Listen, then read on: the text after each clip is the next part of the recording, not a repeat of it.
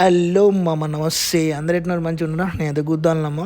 So ఈరోజు మళ్ళీ షూటింగ్కి అయితే వచ్చినామా రామోజీ ఫిలిం సిటీకి.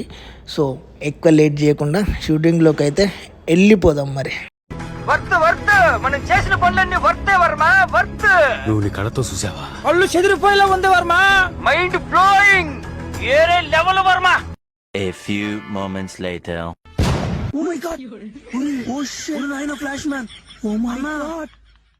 మామ, ఇక దీని పురాణం ఏంది, దీని కథ ఏంది చూద్దాం అని చెప్పేసి ఇక ఆయనతో లోపలికి వచ్చినాం మామ. నీ అక్క లోపలికి రాగానే గబ్బు చీకటి ఉన్నది మా. అమ్మదోడు దెబ్బకు గుండె గుద్దలకు దారింది మా.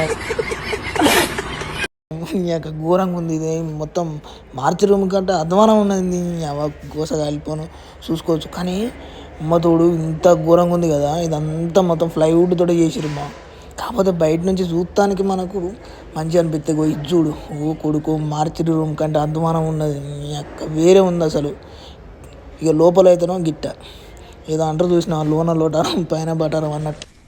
ఎందుకు పుడతారో కూడా తెలియదండి మనుషులు. కొంతమంది బేసిక్ సెన్స్ ఉండదు మనుషుల దగ్గర. Tata see you bye bye. రేయ్ రేయ్, ఆ డైలాగ్ ఏంట్రా? ఆ డైలాగ్ ఏంటది?